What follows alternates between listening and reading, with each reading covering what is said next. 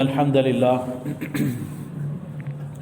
الذي نحمده ونستعينه ونستغفره ونؤمن به ونتوكل عليه ونعوذ بالله من شرور أنفسنا ومن سيئات أعمالنا من يهده الله فلا مضل له ومن يضلله فلا هادي له وأشهد أن لا إله إلا الله وحده لا شريك له وأشهد أن محمدًا عبده ورسوله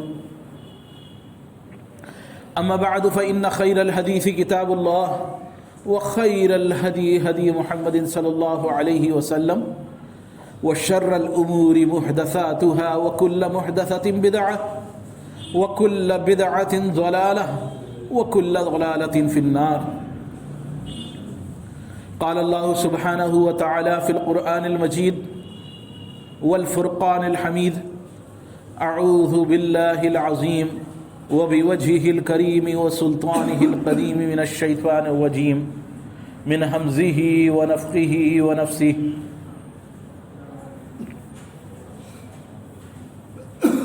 تلك الدار الآخرة نجعلها للذين لا يريدون علوا في الأرض ولا فسادا والعاقبة للمتقين. قال النبي صلى الله عليه وسلم: وكل الله بالرحم ملكا قال: أي ربي نطفة أي ربي علقة أي ربي مضغة. فإذا أراد الله أن خلقها قال: أي ربي أذكر أو أنثى أشقي أم سعيد ماذا رزق ماذا أجل فيكتب كذلك في بطن أمي أو كما قال عليه الصلاة والسلام وتسلیم. اللہ سبحانہ و تعالیٰ کی حمد و ثنا، اس کی بڑائی، اس کی عظمت، اس کی کبریائی یقینی طور پر بے شمار جتنی بیان کی جائے وہ کم ہیں. بلا شبہ وہ خدا، وہ اللہ جس کی ہم عبادت کرتے ہیں، وہ اپنے بندوں کو ہر طرح سے عطا کرتا ہے. وَآتَاكُم مِّن كُلِّ مَا سَأَلْتُمُوهُ، وہ عطا کرتا ہے جس کی مرادیں ہم مانگتے ہیں، جو چاہتے ہیں، جو آرزویں ہم رکھتے ہیں، وہ سب کچھ پوری کرنے والا ہے. وَآتَاكُم مِّن كُلِّ مَا سَأَلْتُمُوهُ وَإِن تَعُدُّوا نِعْمَةَ اللَّهِ لَا تُحْصُوهَا. اگر تم اس کی نعمتوں کو گننا شروع کرو تو گن نہیں سکتے. ان الانسان لظلوم کفار، یقینی طور پر انسان ظالم اور نافرمان ہے. وہ اللہ سبحانہ و تعالیٰ جو ہر طرح سے عطا کرتا ہے، دل کی وہ آرزویں جو انسان مانگتا ہے وہ بھی، اور جو نہیں مانگتا وہ بھی اللہ سبحانہ و تعالیٰ عطا کر دیتا ہے. اور بے شمار درود و سلام ہوں اللہ کے آخری نبی جناب محمد رسول اللہ صلی اللہ علیہ وسلم پر، اور آپ کے آل و اصحاب پر، اور آپ کی پیروی کرنے والوں پر تا قیامت تک. یقینی طور پر احسان ہے جناب محمد رسول اللہ صلی اللہ علیہ وسلم کا کہ آپ نے یہ تمیز سکھا دی کہ ان نعمتوں کا کرنا کیا ہے، ان نعمتوں کو استعمال کیسے کرنا ہے جو اللہ سبحانہ و تعالیٰ نے عطا کی ہیں، جو اللہ سبحانہ و تعالیٰ نے جو کچھ انسان کو عطا کیا ہے، چاہے وہ مال کے اعتبار سے ہو، چاہے صلاحیتوں کے اعتبار سے ہو، جس طرح کی بھی نعمت ہے وہ جو اللہ تعالیٰ نے اس کو عطا کی ہے، اس نعمت کو کس کی طرف منسوب کرنا ہے اور کیا اس کے ساتھ معاملہ کرنا ہے، رہنمائی فرمائی ہے اللہ سبحانہ و تعالیٰ نے قرآن پاک کے اندر.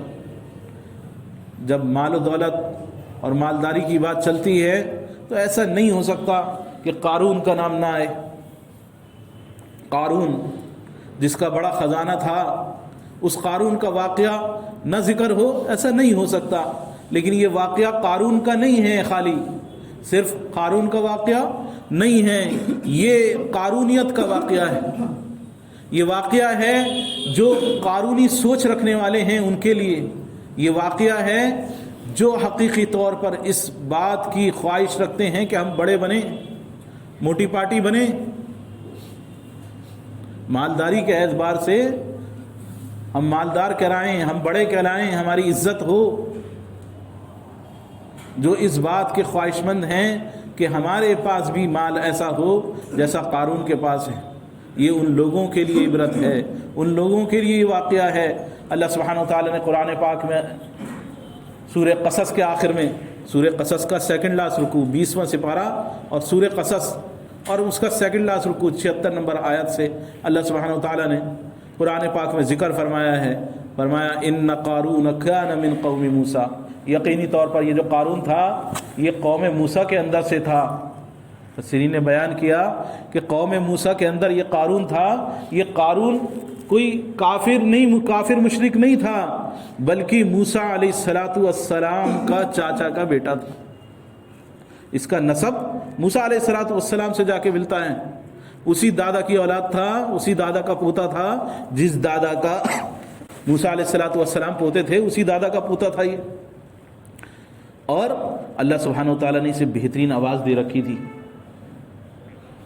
اللہ کی کتاب کو، توریت کو بہت خوش الحانی سے پڑھتا تھا کہ اتنا اچھا قاری تھا توریت کا کہ اس جیسا کوئی بنی اسرائیل میں قاری ہی نہیں تھا۔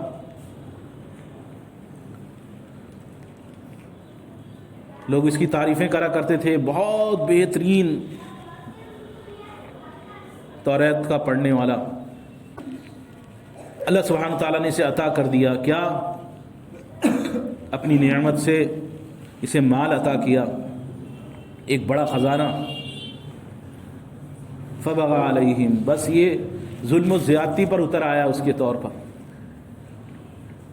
اس میں تکبر کا شکار ہو گیا، اس کے اندر خرابی پیدا ہو گئی، منافقت اس کے اندر پیدا ہو گئی۔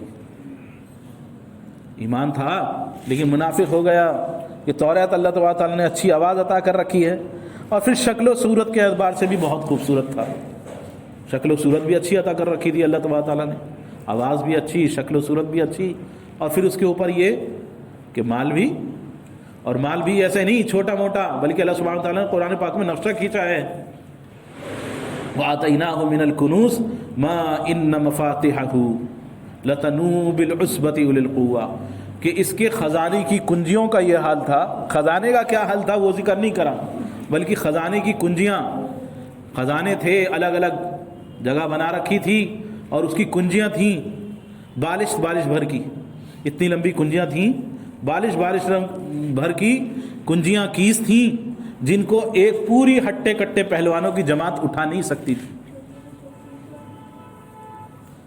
بلکہ روایت میں آتا ہے کہ 50، ایک میں آتا ہے 60، ایک میں آتا ہے 70 خچروں کے اوپر لاد کر وہ چابیاں یہ اپنے ساتھ چلا کرتا تھا۔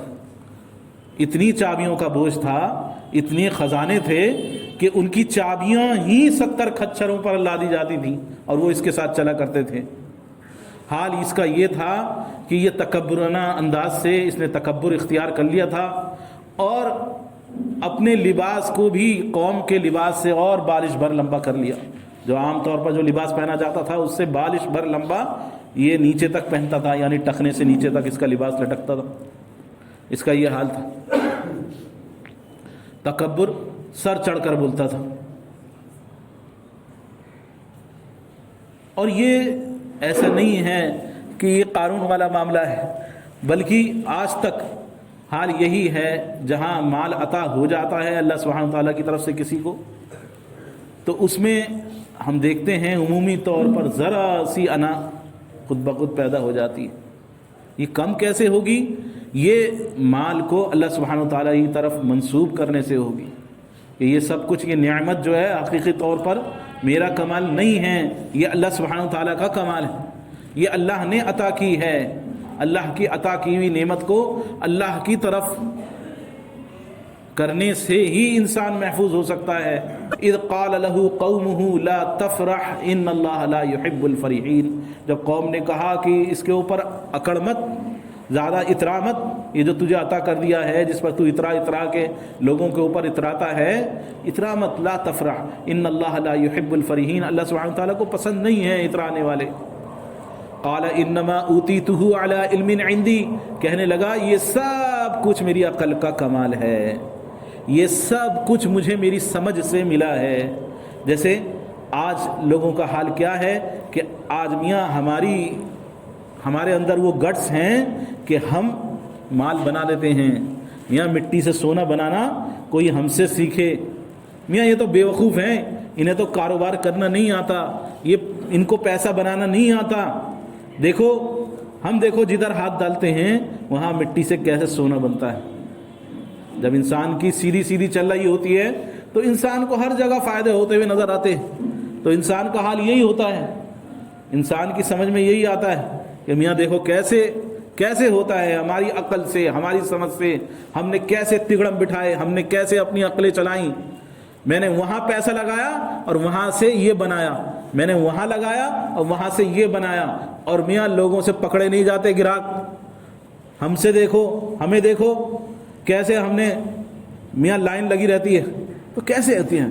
یہ ہماری سمجھ ہے, عقل ہے. ہم نے یہاں سے جگاڑ کر رکھا ہے, یہ کر رکھا ہے, وہ کر رکھا ہے. اور میاں کمانے کے ڈھنگ ہوتے ہیں وہ ہمیں ہی آتے ہیں. تو بس قارون کے بھی یہی الفاظ تھے, انما اوتیتو علی علم عندی. جب کچھ جو ملا ہے میری عقل, میری سمجھ, یہ سب کچھ میرا کرا دھرا ہے. یا میں خوش قسمت ہوں, مجھ پر اللہ سبحانہ تعالیٰ کا یہ انعام ہے. اولم یعلم ان اللہ قد اہلک من قبلہ من القرون. اللہ سبحانہ تعالیٰ فرماتا ہے کیا اس کو اتنی سمجھ نہیں ہے, اس کو اتنی بات سمجھ میں نہیں آئی. اولم یعلم ان اللہ قد اہلک من قبلہ من القرون من هو اشد منہ قوۃ واکثر جمعا, کہ اس سے پہلے اس سے زیادہ مالدار, اس سے زیادہ طاقت والے, بہت زیادہ سمجھ و عقل والے کتنے لوگ گزرے ہیں. قد اہلک من قبلی, ان کو اللہ نے ہلاک کر دیا. یہ مال ایسا نہیں ہے کہ تمہارے پاس کوئی آ گیا ہے تو کوئی ابدی چیز ہے. 1 منٹ لگتا ہے انسان کو مالدار سے فقیر ہونے میں, مالدار سے فقیر ہونے میں منٹوں کا کھیل ہے. صحت مند ہے, طاقتور ہے, چند دیر کی بار ہے. انسان کو ذرا سی غچی آئی, ذرے سے چکر آئے, لو جی ڈاؤن. کیا ہوا؟ میاں اٹیک پڑ گیا. ابھی تو اچھے خاصے صحت مند تھے, ابھی تو طاقت تھی, ابھی تو سمجھ تھی, ابھی تو عقل تھی. کس بات کی اکڑ ہے؟ علی رضی اللہ تعالیٰ بیان فرماتے ہیں, آپ فرماتے ہیں کہ انسان کے اندر تکبر ہے, اور انسان اگر اپنے تکبر کو دیکھنا ہی چاہتا ہو تو وہ صبح شام اپنے جس پخانے پر بیٹھتا ہے, جس بیت الخلا میں جا کر وہ اپنے گندگی پر بیٹھتا ہے, وہ اس کو دیکھے.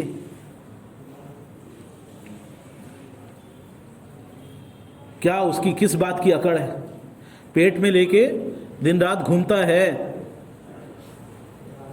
ہوا بھی گزرے تو وہ بھی لوگ بھاگ جائیں, اگر وہ بھی باہر خارج ہو جائے تو اس کے پاس سے وہ چیز باہر نہ نکلے, لیکن صرف ہوا ہی نکلے تو اس سے لوگ بھاگ جائیں. کس بات کی اکڑ اور کس بات کی سمجھ ہے؟ کس بات کی اکڑ اور کس بات کی سمجھ ہے؟ کس چیز پر وہ اکڑ رہا ہے؟ صبح شام اپنے معاملے کو دیکھے. اس کا بہترین کھانا کیا ہے؟ شہد. وہ کیا ہے؟ اللہ کی ایک مخلوق کی نکلنے والی نجاست, مکھی کی نجاست ہے شہد. اور بہترین لباس کیا ہے؟ ریشم. وہ کیا ہے؟ وہ بھی ایک مخلوق کی نجاست ہے. کہاں سے پیدا ہوا؟ هل اتى على الانسان حين من الدهر لم يكن شيئا مذكورا. کیا انسان کو یاد نہیں ہے اپنی حقیقت کہ وہ کچھ تھا نہیں؟ ایک گندگی کے قطرے سے کہ انسان کے جسم پر لگ جائے, انسان اس کو پاک کرے. اللہ سبحانہ وتعالی نے اس گندگی سے انسان کو وجود دیا ہے. تو گندگی تھا, اس سے وجود میں آیا, اس کا وجود یہ, اس کا کھانا یہ, اس کا پہننا یہ, اور مر جائے تو پھر واپس گندگی کا ڈھیر. گھر والے رکھنے کو تیار, کتنے زیادہ عزیز ہوں, لیکن گھر والا کوئی رکھنے کو تیار نہیں ہوتا. لے کے جاؤ, کتنی محبت تھی اس سے, لیکن کوئی نہیں. چیزیں رکھ لیتے ہیں لیکن انسان کو جدا کر دیتے ہیں. کہتے ہیں میاں لے کے آؤ جلدی, کب لے کے جاؤ گے؟ بس لے کے جاؤ. پھر واپس گندگی کا ڈھیر، بدبوئیں مارنے والا، سڑ جانے والا، گل جانے والا۔ تو کس بات کا تکبر ہے انسان کو؟ کیا ہے، کیا چیز ہے جو انسان جس پر تکبر کرتا ہے کہ یہ سب کچھ میرا ہے، میری عقل سے، میری سمجھ سے آیا، تجھ سے زیادہ عقل مند، تجھ سے زیادہ پیسے والے کتنے گزرے ہیں، اللہ سبحانہ وتعالیٰ نے انہیں خاک کر دیا، انہیں ختم کر دیا۔ اولم یعلم ان اللہ قد اہلک من قبلہ من القرون من هو اشد منہ قوۃ واکثر جماعۃ ولا یسأل عن ذنوبہم المجرمون۔ اور اللہ سبحانہ وتعالیٰ گناہ گاروں سے پوچھ گچھ ایسے معاملے میں نہیں کرتا۔ جب یہ سرکشی سر پر چڑھ جاتی ہے، جب عقلوں میں یہ بات گھس جاتی ہے کہ نہیں میں ہوں، میں کرنے والا ہوں، جب تکبر اور برائی سر چڑھ کر بولتی ہے تو اللہ تبارک تعالیٰ پھر اللہ تبارک تعالیٰ کی طرف سے پوچھ گچھ نہیں ہوتی، بس وہ اچانک اللہ سبحانہ وتعالیٰ کا، پیچھے ہم نے پچھلے خطبوں میں سنا تھا کہ بس کوئی رات یا صبح اچانک آ کے اللہ کا عذاب آ کے پکڑ لیتا ہے، یا تو موت آ جاتی ہے یا اللہ کا واضح طور پر عذاب آ جاتا ہے۔ تو اللہ کی طرف سے گرفت بس اچانک آ جاتی ہے، اچانک ہوتا ہے۔ صحت مند تھا، بہت اسمارٹ تھے میاں، کبھی ان کے سر کے اوپر کبھی وائٹ بال نظر نہیں آئے، کبھی کپڑوں پہ سے کریز نہیں ہٹی، لیکن دیکھا کہ وہ میاں بیمار ہیں، مہینے بھر سے انتقال ہو گیا، جا کے دیکھا تو کیا یہ کیا حال ہے، سارا چہرہ، سارے بال، سب کچھ سفید، مہینے بھر شدید بیماری ہوئی، اور یہ کیسی حال کے اندر انتقال ہوا ہے۔ آدمی نے ظاہری طور پر ٹپ ٹاپ انسان ہو جاتا ہے، لیکن ادھر مرا اور ادھر سب کچھ حلیہ پورا کا پورا چینج ہو جاتا ہے انسان کا۔ ذرا دیکھو مردوں کو، جا کے غور سے دیکھا کرو، جو مال والے ہیں، جو پیسے والے ہیں، کہ میاں ہاں کہتے ہیں یہ دنیا میں ان کی بڑی پوچھ ہے، ان کو غور سے دیکھو کتنے زیادہ کمزور ہیں، وہ دنیا میں کتنے طاقتور تھے، آج ان کا کیا حال ہے۔ جس قبر کے اندر ان کو پہنچایا ہے، اس قبر کو اگر کوئی کھول کر دیکھے تو پتہ نہیں چلے یہ پیسے والے کی قبر ہے کہ غریب کی قبر ہے، پتہ نہیں چلتا یہ طاقتور تھے یا کمزور تھے۔ وہی پھٹا ہوا جسم، وہی انسان کا کیا حال ہوتا ہے قبر میں جا کے۔ تو اللہ تبارک تعالیٰ فرما رہا ہے کہ ہم اچانک پکڑ لیتے ہیں، وَلَا يُسْأَلُ عَنْ ذُنُوبِهِمُ الْمُجْرِمُونَ فَخَرَجَ عَلَىٰ قَوْمِهِ فِي زِينَتِهِ۔ بس وہ نکلا، اللہ سبحانہ تعالیٰ ذکر کر رہا ہے قارون کا واقعہ، لیکن ذکر کر رہا ہے اس کے ساتھ اس کی حسرت رکھنے والوں کو۔ فخرج علی قومی فی زینتی، لوگوں کو اتراتا ہوا لوگوں کے بیچ نکلا کہ میں ہوں کچھ، یہ بتلانے کے لیے کہ دیکھو میں کیسا ہوں۔ قال الذین یریدون الحیاۃ الدنیا یا لیت لنا مثل ما اوتی قارون، جن کے دلوں میں چاہت تھی دنیا کی رغبت تھی، دیکھ دیکھ کے رشک کھا رہے تھے، ارے کیا مال ہے، کیا ہوا، کیا پیسہ ہے، کیا چمک دمک ہے۔ تو وہ کہنے لگے قال الذین یریدون الحیاۃ الدنیا، جو دنیا کی چاہت رکھنے والے ہیں، یا لیت لنا مثل ما اوتی قارون انہ لذو حظ عظیم، یہ تو بڑا خوش قسمت ہے، کیسی قسمت لکھوا کے آیا ہے، کاش ہمارے پاس بھی ایسا ہو، کاش ہم بھی ایسے بن جائیں۔ یا لیتنا مثل ما اوتی قارون، کاش کہ ہمارے پاس قارون جیسا خزانہ آ جائے، قارون جیسا مال آ جائے، اور یہ تو بڑی قسمت والا ہے، اس کے اوپر رشک کھانے لگے۔ وقال الذین اوتوا العلم ویلکم ثواب اللہ خیر لمن آمن وعمل صالحا ولا یلقاها الا الصابرون، اور جن کو اللہ سبحانہ تعالیٰ نے سمجھ دے رکھی تھی، عقل دے رکھی تھی، علم دے رکھا تھا، ان کا حال یہ تھا کہ انہوں نے کہا کہ ارے بھائی افسوس، بربادی ہے تم پر، کیا ہو گیا تم کو، اف ہے تم پر۔ کیوں؟ حقیقی طور پر اگر تم وہ اجر و ثواب دیکھو جو ایمان اور عمل صالح، ایمان اور وہ کام جو نبی کی سنت کے مطابق ہوں، ان کام کے انجام دینے والوں کو جو ملنے والا ہے، جو ان کو بدلے میں جو کچھ عطا ہونے والا ہے وہ اس سے لاکھ درجے بہتر ہے جو اس کو ملا ہے. وَلَا يَلَقَّاهَا إِلَّا الصَّابِرُونَ. یہ بات آتی ہی کس کے دل میں ہے؟ جس کے دل میں دنیا کی حرص نہ ہو, دنیا کی محبت نہ ہو, آخرت اس کے سامنے ہو. صبر والوں کے دل میں یہ والی بات اللہ سبحانہ وتعالیٰ القا کرتا ہے, دل میں ڈالتا ہے. کیونکہ یہ کوئی کمال کی چیز نہیں ہے, مال کا ہو جانا یہ اصل کمال نہیں ہے. اصل یہ ہے کہ وہ مال جو کبھی ختم نہ ہو, جو خزانہ جو کبھی ختم نہ ہو, اس خزانے کا مل جانا, یعنی آخرت کے اندر کامیابی کا مل جانا, یہ اصل ہے. صحیحین کی روایت ہے, فرمایا اللہ کے رسول صلی اللہ علیہ وسلم نے کہ اللہ سبحانہ تعالیٰ نے فرشتہ مقرر کر رکھا ہے, وکل اللہ بالرحیم ملکا. ہر ایک رحم پر, بچے دانی پر فرشتہ مقرر ہے اللہ سبحانہ تعالیٰ کی طرف سے, اور وہ فرشتہ بچے کی مختلف شکلوں کے بارے میں برابر بتلاتا رہتا ہے کہ اب بچے کا کیا حال ہے, یہ بچہ کس طرح ہے. اللہ سبحانہ تعالیٰ کے جاننے کے باوجود بتاتا رہتا ہے, اے ربی نطفہ, اے ربی علقہ, اے ربی مضغہ, اے میرے رب یہ اب جمع ہوا خون ہے, اب یہ ہڈیوں کا ڈھیر ہے, اب یہ نطفہ ہے, اب یہ علقہ ہے. بچے کی مختلف شکلیں وہ بتاتا رہتا ہے. اور پھر جب اللہ سبحانہ تعالیٰ اسے پیدا کرنے کا ارادہ کرتا ہے تو وہ اللہ سبحانہ تعالیٰ سے سوال کرتا ہے, اللہ سبحانہ تعالیٰ اس کے بارے میں کیا لکھوں, ام ذکر او انثی, یہ لڑکا ہوگا یا لڑکی ہوگی, کیا اس کو کر کے پیدا کرنا ہے, کیا کر کے یہ پیدا ہوگا, کس حالت میں پیدا ہوگا. ذکر او انثی ام شقی ام سعید, یہ بدکار ہوگا یا نیکوکار ہوگا, بتاؤ اس کے بارے میں. کتنا اس کی روزی, کتنا مال جمع کرے گا, کتنی روزی جمع کرے گا, کیا کھائے گا, ماذا رزق ماذا اجل, کتنا جیے گا, اس کی عمر کتنی ہوگی. فَيَكْتُبُ كَذَلِكَ فِي بَطْنِ أُمِّهِ, جو کچھ یہ تفصیلات ہیں, یہ چاروں باتیں یہ لکھ لی جاتی ہیں اس سے پہلے کہ وہ ماں کے پیٹ سے باہر نکلے. ماں کے پیٹ میں ہی یہ چاروں باتیں لکھ لی جاتی ہیں, کتنا کماؤ گے, کتنا جمع کرو گے.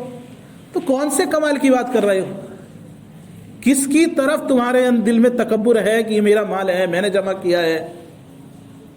ثواب اللہ خیر لمن آمن وعمل صالحا ولا یلقاها الا الصابرون. ہمارا اللہ جانے یہ جو کچھ ہے یہ اس کے اندر سے ولا تنس نصیبک من الدنیا واحسن کما احسن اللہ الیک, اس کو سمجھایا قارون کو, یہ نصیحتوں میں ہے کہ جو کچھ دنیا کے اندر تمہارا جو ہے, یہ جو تمہیں ملا ہے, اس سے اپنی آخرت بنا لو. ایسا نہیں ہے انسان نے مال آیا, پیسہ آیا, کیا سوچتا ہے اے سی لگاؤں, کوٹیاں خریدوں, مکان خریدوں, فلیٹ خریدوں, جگہیں خریدوں اور زیب و زینت کے سامان خریدوں. لیکن یہ پیسہ تمہاری آخرت بھی کچھ خرید سکتے ہو اس سے. ولا تنس نصیبک من الدنیا, دنیا کو مت بھولو کہ دنیا کے اندر کتنا تمہیں خرچ کرنا ہے, دنیا کے اندر کتنا رہنا ہے, 10 سال 20 سال 50 سال اور کتنے ہزاروں سال اس کے بعد کی زندگی ہے, لامحدود زندگی ہے. تو یہ مال سے وہ بھی تو خرید لو, اپنی آخرت بھی کچھ بنا لو. وَأَحْسِن كَمَا أَحْسَنَ اللَّهُ إِلَيْكَ, جیسے تم پر احسان کیا گیا ہے ویسے تم بھی احسان کرو, جیسے تم پر احسان کیا گیا ہے ویسے تم بھی احسان کرو. جیسے اللہ نے تمہیں عطا کیا ہے تم لوگوں کو عطا کرو. جو کچھ تم لوگوں کی مدد کرو گے, خرچ کرو گے, اپنے قرابت داروں پر خرچ کرو, مسکینوں پر خرچ کرو, ضرورت مندوں پر خرچ کرو, خرچ کرو اس کو, اپنی آخرت بناؤ. وَأَحْسِن كَمَا أَحْسَنَ اللَّهُ إِلَيْكَ, ایسے احسان کرو جیسے تم پر احسان ہوا ہے. وَلَا تَبْغِ الْفَسَادَ فِي الْأَرْضِ, اور زمین پر فساد نہ پھیلاؤ. ان اللہ لا يحب المفسدین, اللہ سبحانہ تعالیٰ پسند نہیں کرتا مفسدوں کو, فساد پھیلانے والوں کو. اس کو نصیحت کی گئی اور حسرت کرنے والوں نے حسرت کی, جن کے دلوں میں چاہت تھی بڑا بننے کی. روایت میں آتا ہے کہ اللہ کے رسول صلی اللہ علیہ وسلم, علی رضی اللہ تعالیٰ عنہ کا قول ہے,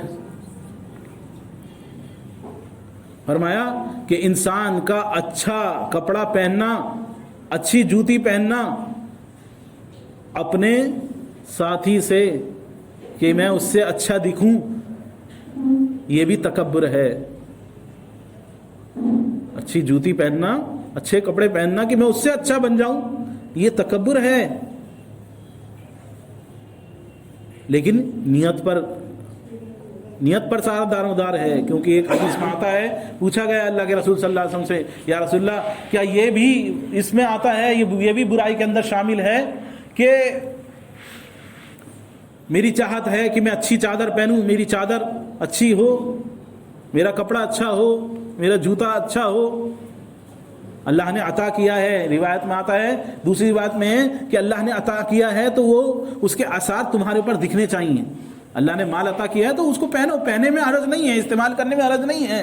اچھا پہننا, آپ نے فرمایا نہیں, کوئی حرج کی بات نہیں ہے. اچھا پہننا, اچھا اوڑھنا یہ منع نہیں ہے, لیکن یہ کہ دوسروں کے لیے فساد کی وجہ بنو, دوسروں کو اوپر جو ہے فوقیت اپنی دکھاؤ, فخر دکھاؤ کہ میں تم سے بہتر ہوں, تمہارے پاس تم کا ہو کچھ بھی نہیں, دیکھو میرے پاس کیا ہے. سب کچھ شو بازی, دکھاوا. انسان کی شادیاں ایسی, گھر ویسا کہ صرف دکھاوا, کھلانا مقصد نہیں ہے اس کو. شادیاں ہوتی ہیں, کتنی ہی شادیاں ایسی ہوتی ہیں, اس کے اندر دسترخوان میں ایسی چیزیں رکھی جاتی ہیں, لمبے لمبے دسترخوان لگائے جاتے ہیں,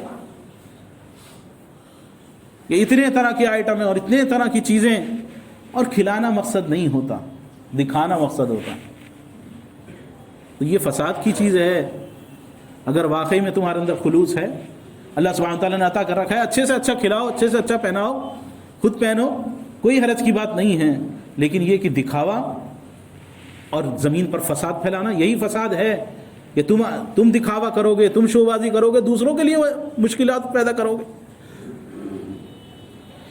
تم کس طرح شادی کر رہے ہو, شادی بیاہ کر رہے ہو, دوسروں کے لیے پریشانی کا باعث بنو گے. تو قارون کو اللہ سبحانہ تعالیٰ نے عطا کیا تھا, اور پھر اس کے بعد فخسفنا به وبداره الارض, اللہ سبحانہ تعالیٰ نے اسے زمین کے اندر دھسا دیا. جس میں آتا ہے کہ حضرت موسیٰ علیہ السلام سے بغض ہو گیا تھا. موسیٰ علیہ السلام نے اس کو کہا کہ خرچ کر اللہ کی راہ میں, زکوٰۃ دے, صدقہ دے, اپنے مال میں سے جو عطا کیا ہے اس سے آخرت بنا. تو اس کے دل میں چڑ ہو گئی. اس نے ایک عورت کو طے کیا, ایک فاحشہ عورت کو, کہ تجھے اتنا اتنا مال میں دوں گا, تجھے جا کے جب موسیٰ علیہ السلام زنا کی برائیاں بیان کر رہے ہوں, زنا کے متعلق بیان کر رہے ہوں, تو جا کے کہہ دیو انہوں نے میرے ساتھ زنا کی ہے. زنا کی تہمت لگا دی حضرت موسیٰ علیہ السلام پر. تو بس اس نے ایسا کیا, موسیٰ علیہ السلام غضبناک ہو گئے اور اس عورت کو قسم دی کہ بتا سچ کیا ہے. وہ اللہ کے خوف سے ڈر گئی اور اس نے سچ بتا دیا کہ مجھے اس طرح قارون نے جو ہے مال دیا تھا, قارون نے پیسہ دیا تھا کہ میں جھوٹی تہمت تم پر لگاؤں. موسیٰ علیہ السلام کو اللہ سبحانہ وتعالیٰ نے دیا. موسیٰ علیہ السلام نے دعا کی اللہ سبحانہ وتعالیٰ سے, اللہ تبارک تعالیٰ نے اجازت دی کہ دیکھو جو تم زمین کو حکم کرو گے زمین اس پر عمل کرے گی. میں کہا کہ اچھا دھسا دے اس کو, زمین دھسا, اس کو پکڑ, زمین اس کو پکڑ لے. تو بس قارون اور قارون کی سوچ رکھنے والے جو اس کے ساتھی تھے, جتنے قارونیت ان کے دماغوں میں بھری ہوئی تھی, وہ سارے کے سارے اس کے خزانے سمیت زمین میں دھسنے شروع ہو گئے. یہ ٹخنوں تک زمین میں دھس گیا. اس نے کہا, اب جو زمین پہ ٹخنوں تک دھسا ڈر گیا, کہا مجھے معاف کر دو, غلطی ہو گئی مجھ سے. کہا دھس, پکڑ اس کو, کہا مجھے معاف کرو, گھٹنوں تک اس کو دھسا دیا. کہا پکڑ اس کو, وہ برابر گڑ گڑاتا رہا کہ مجھے معاف کر دو, یہاں تک کہ پیٹ تک اور پھر منہ تک اور پھر پورا کا پورا زمین اس کو سما کری. کہا کہ قیامت تک اسی طرح دھستا رہے گا, ٹکرے کھاتا ہوا زمین کے اندر وہ دھستا رہے گا. اور ایک اور روایت میں آتا ہے, امام راضی نے اس کو ذکر کیا ہے, کہ اللہ سبحانہ تعالیٰ نے موسیٰ علیہ السلام سے فرمایا کہ اگر جتنا اس نے تمہارے بندوں نے تمہیں پکارا اور تم نے ان کی ایک نہیں سنی, اگر مجھے پکارتے تو میں انہیں معاف کر دیتا, لیکن تم نے ان کی ایک نہیں سنی. بہرحال اس پر موسیٰ علیہ السلام سے کوئی معاوضہ نہیں. موسیٰ علیہ السلام نے جیسا فیصلہ کیا اور فرمایا یہی حال جو اس کا حال تھا ٹخنوں سے نیچے پجامے کو لٹکانے کا, یہی حال ہر اس کا ہے جو کہ ایک شخص چلا جا رہا تھا. ایک روایت میں ہے ایک شخص چلا جا رہا تھا, عبداللہ ابن عباس رضی اللہ عنہ بیان فرماتے ہیں یہ قارون کا زمین میں دسنے کا واقعہ حضرت عبداللہ ابن عباس کا ہے. فرمایا کہ ایک شخص چلا جا رہا تھا جو تکبر کے طور پر اپنے کپڑوں کو نیچے لٹکایا ہوا تھا کہ اللہ سبحانہ تعالیٰ نے اسے زمین میں دھسا دیا اور قیامت تک اسی طرح دھستا چلا جائے گا. کوئی فریق اس کا جو ہے کوئی حنفیہ ہو، اہل حدیث ہو، شافعی ہو، مالکی ہو، کوئی اس کا انکار کرنے والا نہیں ہے کہ ٹخنوں سے نیچے پاجامہ لٹکانا یہ قارون کا طریقہ ہے، یہ تکبر کا طریقہ ہے، یہ کبیرہ گناہ ہے. اگر اس میں انسان کوئی عبادت کرے اس طرح کپڑوں کو لٹکا کے، وہ عبادت قبول نہیں ہوتی. وضو کرے وضو نہیں ہوگا، نماز پڑھے نماز نہیں ہوگی. صرف نماز کے لیے پاجامہ اوپر کر لینا یہ نہیں ہے، بلکہ 24 گھنٹے ایسا لباس پہننے کی کوشش کرنی چاہیے. ہمارا حال کیا ہے؟ بڈھے ہو رہے ہیں لیکن وہ اپنا کولے دکھانے والی ٹائٹ جینس پہن کے گھوم رہے ہیں. نہیں پہنتے ایسے لباس. جینس پینٹ وہ ٹخنوں سے نیچے جاتی ہی جاتی ہے. یا پھر بچوں کا حال ہے، بچوں کو پاجامے پہنا دیے، شلواریں پہنا دی، وہ بھی ٹخنوں سے نیچے ان کے جا رہی ہیں. تو کیا ان کو تربیت دی ہے؟ ان کو احساس ہی نہیں ہوتا ہمارے پاجامے لٹکے ہوئے، کپڑے لٹکے ہوئے، نماز پڑھ رہے ہیں. بالکل ٹخنا ایک دم یہ جو گول ہڈی ہے پوری ظاہر ہو جائے، اس طرح اوپر ہو. فرمایا بہتر تو یہ ہے کہ وہ آدھی پنڈلی تک ہو، اگر یہ نہیں تو ٹخنے سے تو کم اوپر ہو. کپڑے لٹکے ہوئے ہیں، احساس ہی نہیں ہے، نہ نماز ہو رہی ہے، نہ کوئی عبادت قبول ہو رہی ہے. اور کبیرہ گناہ الگ سے ہے، اللہ کے غضب کا باعث الگ سے ہے. تو اللہ سبحانہ تعالیٰ نے ان کو دھسا دیا، اس کو نیچے تک دھسا دیا. تو وہی تو اللہ سبحانہ تعالیٰ نے ذکر کرا وَأَصْبَحَ الَّذِينَ تَمَنَّوْا مَكَانَهُ بِالْأَمْسِ، جو صبح خواہش مند تھے، حسرتیں پال رہے تھے، بڑے ان کے من میں تھا کہ کاش ہمارے پاس بھی ہو. ارے کیا اللہ نے اس کی قسمت نصیب بنایا ہے. جو دل میں جن کی حسرتیں تھیں، وَأَصْبَحَ الَّذِينَ تَمَنَّوْا مَكَانَهُ بِالْأَمْسِ يَقُولُونَ وَيْكَأَنَّ اللَّهَ يَبْسُطُ الرِّزْقَ لِمَن يَشَاءُ وَيَقْدِرُ. ہائے، تو افسوس کی بات ہے بے انتہا کہ حقیقی طور پر لو اب بات سمجھ میں آئی. وَإِكَأَنَّ اللَّهَ يَبْسُطُ الرِّزْقَ لِمَن يَشَاءُ مِنْ عِبَادِهِ وَيَقْدِرُ. یہ تو اللہ سبحانہ وتعالیٰ جس کے لیے چاہے روزی کو فراخ کر دیتا ہے اپنے بندوں میں سے، جس کے چاہے پر تنگ کر دیتا ہے. کمی ہونا، مال کا زیادہ ہونا، کم ہونا، یہ تو اللہ کی طرف سے ہے. لولا امن اللہ علینا لخسف بنا، اگر اللہ کا ہم پر احسان نہ ہوتا تو ہم بھی دھسا دیے جاتے. وَإِكَأَنَّهُ لَا يُفْلِحُ الْكَافِرُونَ، اور حقیقی طور پر کامیاب نہیں ہو سکتا اللہ کا نافرمان. اللہ سبحانہ تعالیٰ نے یہ واقعہ ذکر کر کے قرآن پاک کی ایک آیت ہے، اس سے اگلے رکوع شروع ہوتا ہے. اس کی پہلی آیت فرمایا تِلْكَ الدَّارُ الْآخِرَةُ، یہ آخرت کا گھر، آخرت کی کامیابی، آخرت کا گھر. تِلْكَ الدَّارُ الْآخِرَةُ نَجْعَلُهَا لِلَّذِينَ لَا يُرِيدُونَ عُلُوًّا فِي الْأَرْضِ وَلَا فَسَادًا، جو زمین پر فساد نہیں پھیلاتے، اپنے آپ کو بڑا نہیں ظاہر کرنا چاہتے، ان کے اندر تکبر نہیں ہے، جو نہیں اس بات کے خواہش مند ہیں کہ ہمیں بڑا سمجھا جائے، ہمیں پوچھا جائے، ہماری پوچھ ہو، ہماری عزت ہو، لوگوں میں آگے بڑھ چڑھ کے ہم جو ہے خوب لوگوں کے اندر ہم بڑا آدمی بننے کی جن کے دل میں خواہش نہیں ہے. لا يريدون علوا ولا فسادا، یہ آخرت کا گھر ان کے لیے ہے. والعاقبۃ للمتقین، اللہ سے ڈرنے والوں کے لیے ان کا انجام ہے بہتر. عمر بن عبد العزیز رحمہ اللہ جب آپ کی وفات ہو رہی، انتقال ہو رہا، تو وہ یہی آیتیں ان کے زبان پر تھیں، تلک الدار الآخرۃ نجعلها للذین لا یریدون علوا فی الارض ولا فسادا. تمام صحابہ اکرام کا حال یہی تھا کہ وہ ڈرتے تھے اللہ سے. حقیقی طور پر مال کا ہونا کمال کی چیز نہیں ہے، اللہ کی طرف سے نیکی کی توفیق ہو جانا، مال کا صحیح جگہ خرچ ہو جانا، پھر مال کے جو حقوق ہیں کس پر کیا خرچ کرنا ہے. خالی جمع کر کے رکھنے سے، میں نے کہا تھا کہ جمع کرنے سے کوئی مسئلہ حل نہیں ہوتا. انسان کا مال نہیں ہے، ادھر مرا اور ادھر سب کچھ گیا، اس کے ساتھ نہیں جانے والا ہے. جو کسی کو دے دیا وہ ہے جو انسان کے ساتھ جڑ جاتا ہے، یا پھر اس نے جو اللہ کی راہ میں خرچ کر دیا، جو کھا لیا، یہ ہے اس کا مال. ورنہ حقیقی طور پر صرف خزانے جمع ہونا کوئی حقیقت نہیں ہے. تو دنیا کی حرص نہیں پالنی چاہیے. حقیقی طور پر حرص تو آخرت کی ہے، کامیابی تو آخرت کی ہے. اللہ کرے ہمارے دماغ میں یہ بات گھر کر جائے اور ہمارے یہ سمجھ میں آ جائے کہ حقیقی طور پر آخرت ہی اصل ہے، اور حقیقی طور پر دنیا کی کامیابی کوئی کامیابی نہیں ہے. اگر اللہ تبارک و تعالیٰ عطا کر دے تو اس کا شکر گزاری کرو، اس پر تکبر نہ کرو، اور مال کو اللہ کی راہ میں خرچ کرو، جہاں تک ہو سکے لوگوں کے لیے فائدے کا باعث بنو۔ جس طرح اللہ نے تمہارے لیے یہ مال عطا کیا ہے، آسانی کی ہے، اسی طرح لوگوں کے لیے آسانی کا باعث بنو۔ اللہ سبحانہ وتعالی ہماری تمام دعاؤں کو الہ العالمین تو قبول فرما لے۔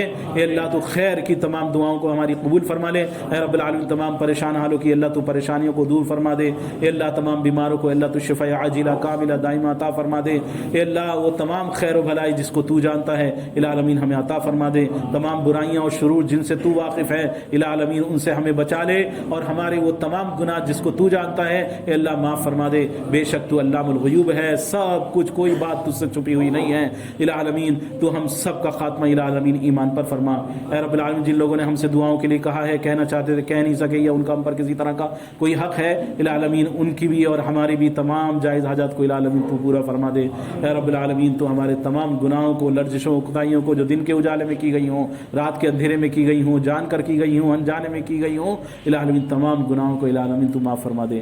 آمین یا رب العالمین۔ استغفر اللہ لقولی ھذا ولسائر المؤمنین من کل ذنب واستغفروا انہ هو الغفور الرحیم۔